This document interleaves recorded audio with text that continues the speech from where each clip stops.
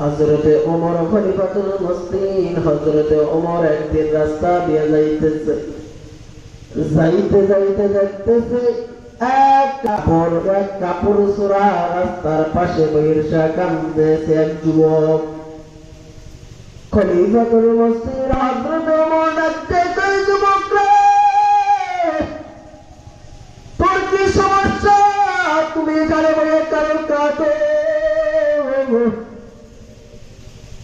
হযরত ওমরের জবাবে বলে খলিফাতুল মুসলিমিন হযরতে ওমর,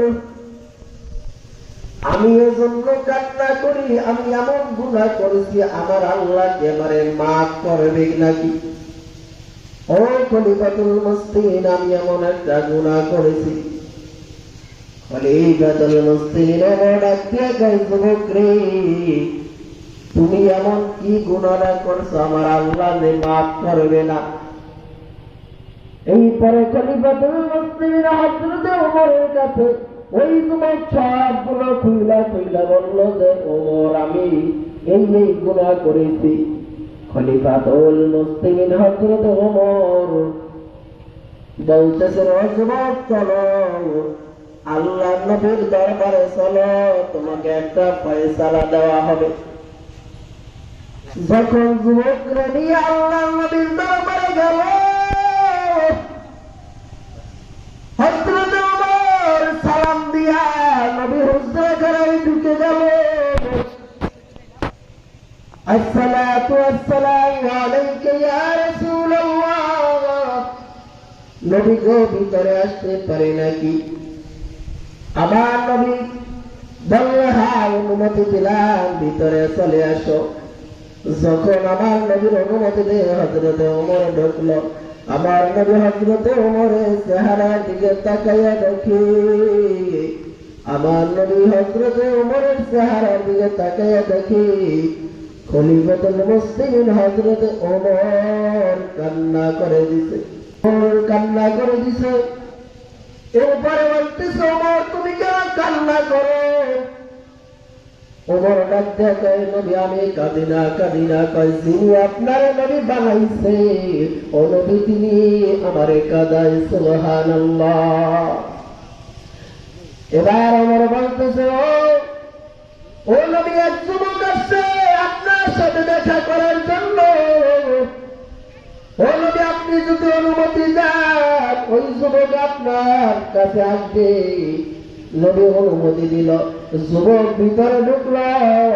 নবীর কাছে যুবক বলতেছে, পয়গম্বর, আমি এক কাপড় ছোড়া, আমি আমার এলাকার ভিতরে একটা সুন্দরী মহিলা মারা গেছিল, যুবতী মহিলা।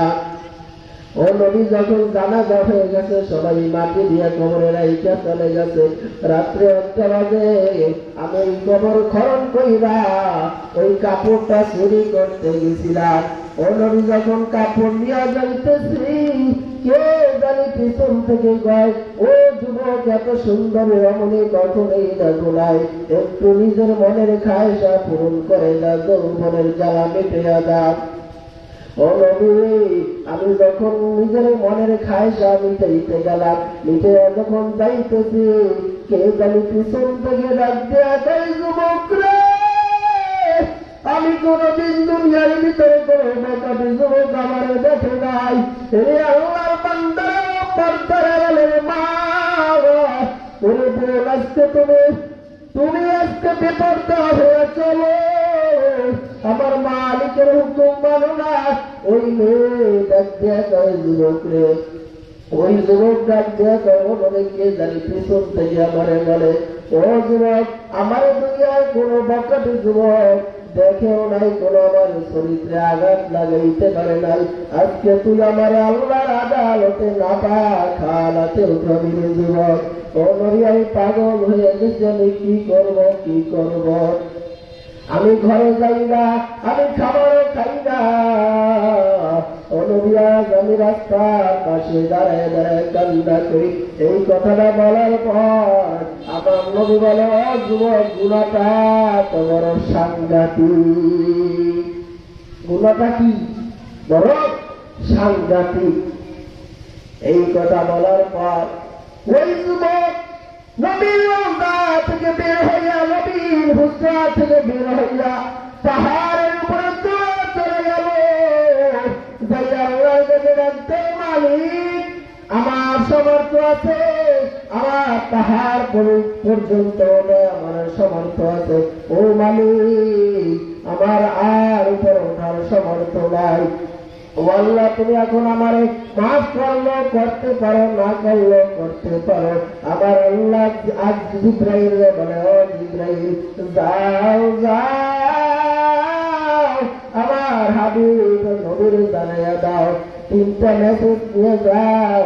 ও দেখে বলো, ও নবী আপনারা কি আল্লাহ কাকে হেদায়েত দিবে, তার কথা কি আপনারে কেমনে হিদায়ত দিবে বলছে নাকি? কয় না। আমার নবী কয় না, ও নবী দুনিয়ায় কারে কয়দিন আল্লাহ রাখবে আপনার কি জানেন? আমার নবী কয় না। আল্লাহ নবী আল্লাহ ফেরেশতা জিবরাইল ডাক দিয়া কয়, ও নবী আপনি যে আপনার দরবারে কিছু কয়েকদিন আগে একটা যুবক আসছিল, ওই যুবকরে একটা গুনাহ করেছিল, ওই গুনাহটা সাংঘাতিক বলে তাড়াইয়া দিতেন।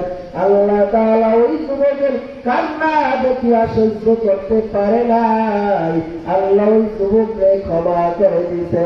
আমার নবী ওমরের ডাক দেয়া কয়,